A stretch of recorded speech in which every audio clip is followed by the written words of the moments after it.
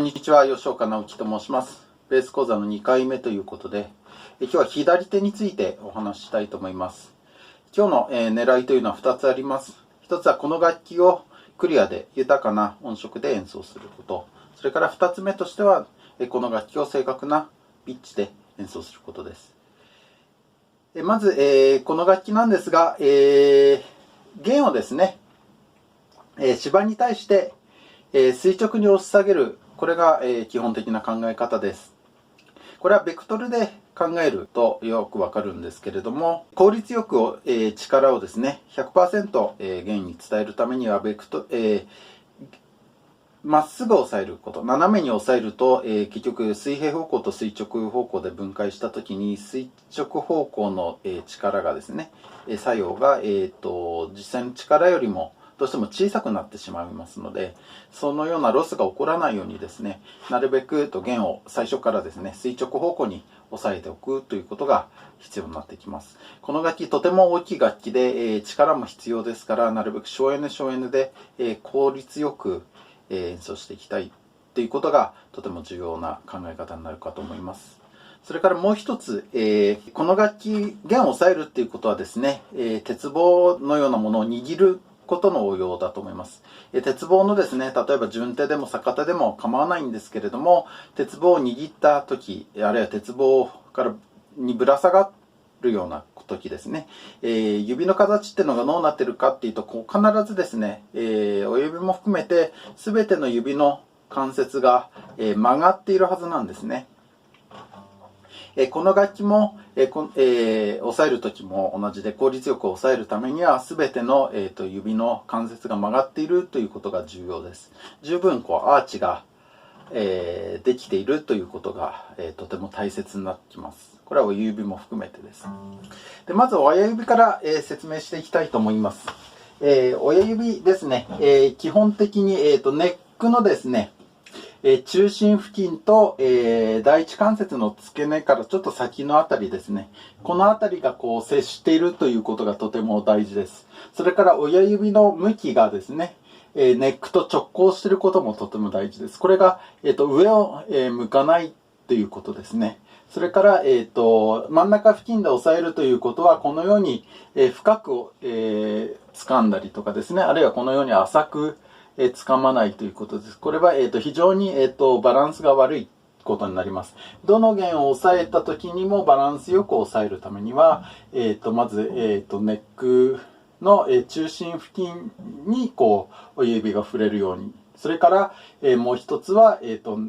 親指が、ネックに対して直行しているということがとても大事になってきます。それから、さっきも言いましたが、このようにですね、親指がですね、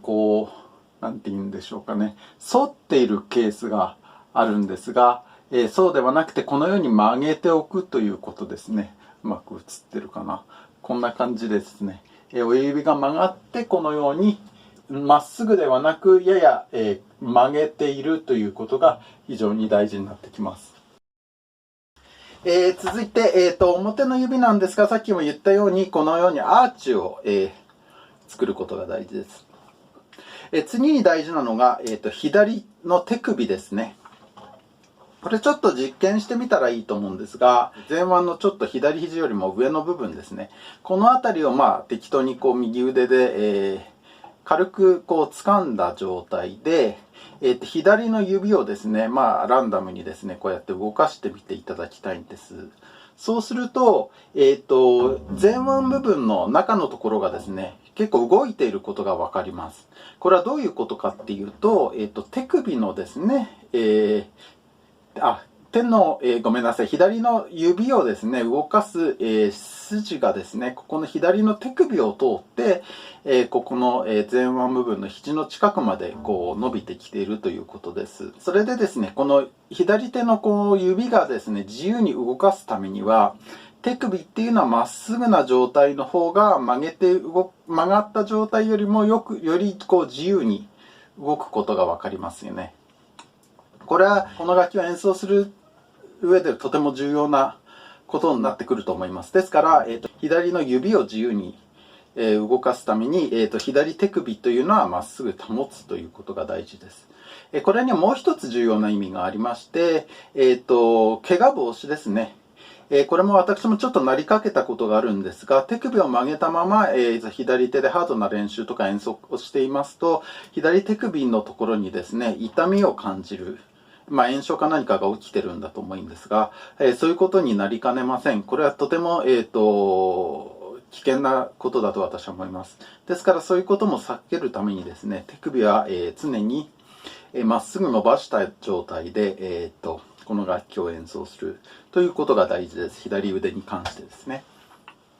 そうなってきますとですね、それぞれ、ちょっと復習ですが、すべての関節が曲がっていること、特に指でしっかりアーチを作ること、それから親指の位置についてはお説明しました。それから、弦をまっすぐ押さえるんでしたね。それから手首を伸ばしておくということ。これらのことをちょっとですね、すべて満たすように構えるとですね、例えば今 G 線を押さえてますが、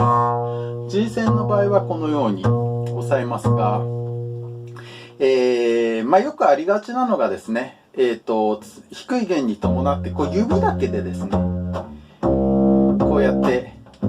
いってしまう場合があります。これだとですね、指のアーチがまず、この場合もほとんど小指は伸びている状態ですし、弦を指板に対してですね、垂直方向に押さえるということもこれはほとんどできてないと思います。ですからだいぶちょっとこれマイクの性能があまり良くないのでわからないかもしれませんけど、随分音の深みというものですね、違ってくるはずです。それからもう一つよくありがちなのが、指のアーチはそこそこできてるんだけど、手首が曲がってしまってる。低い弦を押さえるとですね。そうするとさっき申し上げたように、ここに負担がかかってしまいます。ですから、そうならないためにはどうしたらよいかというと、前腕から先、腕ごとですね、弦に対応するように動かしてやること。そうすると、重要になっているのは肘の位置です。一弦、G 線を押さえるときと、D 線を押さえるときはこのぐらい肘の位置というのは違ってくるはずです。さらに D 線というのは、大きく違ってくるはずです。それから、A 線と、E 線でやっぱりこのぐらい違ってくるはずです。そうじゃないと、手首をまっすぐにですね、保って指の、アーチも正しく保って、弦を、指先で、垂直方向にですね、指板に対して押さえるということがとても難しくなってくるわけですね。これを実践するためには、肘の位置に気をつけて弦ごとに、腕の位置を決めてやると。これも、時間ですねかけて、丁寧な地道なトレーニングが必要になってくるということが言えると思います。続いてですね、この楽器を、正しいピッチで演奏するためにはどうしたらいいかということなんですが、今日は、一番ですね、低いポジション。私は第一ポジションと言っています。もう、第一ポジション、第二ポジションって考えていくのが、クロマティックでですね、考えるのが私はいいと思います。シュトライヒャーとかですね、シマンドルの教則本だとこれはハーフポジション。これはダイアトニック、システムでですね、ポジション番号を決めているので、2分の1、ハーフポジションということになるわけですけれども、一番、いずれにしてもこの一番、低音域のですね、ポジション、ちょっと今日は練習していきたいと思うんですが、考えていきたいと思うんですが、まず普通にですね、リラックスして、左を普通にリラックスした時っていうのはですね、この、親指は別として、弦を押さえるこの4本の指っていうのはほぼ等間隔に並んでるわけですね。ところが、楽器を押さえる時っていうのはこの薬指っていうのは、いわゆるピッチを作らない指なので、残りの3本が、等間隔に並ぶ必要があります。ですけども、何も考えずにこうやってですね、押さえたら、明らかに、人差し指と中指の間隔、第1指と第2の指の間隔がですね、第2の指と第4の指と、同じかむしろ若干広くなきゃいけないのに、これでは明らかに狭すぎます。ですから、1の指っていうのですね、人差し指っていうのをうんとこう高い位置にですね、っていうことは、まあ、低い、音で言うと低い方にっていうことなんですが、スクロール側に向けて、うんとこう伸ばしてあげる必要があります。そうでないと、ここの第1の指のピッチっていうのは相当こう高めになってしまいます。そうならないようにっていうことです。それからまあよくものの本にですね、この第2の指と第3の指はくっつけた方がいいって書いてある場合があります。そのように指導される場合もあると思います。まあこれは私はまあどうなんでしょうね。まあ、おおむねいいと思うんですけれども、それで。ただ、くっつけることが目的ではありません。あくまでも目的は、正しい、指の感覚で正しいピッチを得ることなので、くっつけることっていうのはそのための手段なわけですね。ですから私はまあ若干ですね、近接していれば、まあ、多少離れていても、まあ、正しいピッチが得られてるんならば、それはそれで構わないんではないかなと思います。ただ重要なのは、正しい、ピッチがですね、得られるように、このまず3本の、第1の指、第2の指、第4の指の、位置をしっかり、チューナーをですね、手元に置いて、まずここの間隔をですね、決めてしまう。つまり、左手の中にですね、フレットを作ってしまうという、まあ、例えるならば、そのような、訓練がとても重要になってくると思います。実際これはですね、4の指から始めていったらいいと思います。つまり、G 線の1弦の、まあ、私の言う第1ポジションでは、B フラットの音を出します。で、この音に対して、次にですね、A の音はどこなのか、それから、ちょっとこれは、最初は高くなりがちなんですが、G シャープあるいは A フラットの音がどこか、それからまあ開放弦ですね、それからまた、半音でこう上がっていったらいいと思うんですが、この時にですね、大事なのが、何かというと、指を必要以上に上げないということですね。まあ、よくやってしまうのがこのようにですね。そうするとですね、もう、要するにこれでは戻ってきた時にですね、正しいピッチになってるかっていう保証がありません。ですから、指先なんていうのはですね、まあ、髪の毛1本分というと嘘ですが、数ミリですね、2、3ミリも、弦から、離れてればもうそれは十分なわけですね。ここでも一緒。ですから、まずは、B フラットを押さえてから次 A の音に行くんですが、この時に第3の指と第4の指の、これは第3関節ですね。指の付け根の関節だけをわずかに動かして、弦から、指先を離す。で、第1の指と第2の指は動かしません。第3の指、第4の指だけを動かすことで、こう、第2の指が、第2の A のナチュラルの音が出る。今度は同じく、第3の指、第4の指、それから第1の指は動かさずに、第2の指の、付け根だけを動かして、次、A フラットの音を弾く。で、今度は同じように、第1の指の、付け根の関節だけを動かして、開放弦を弾く。この時、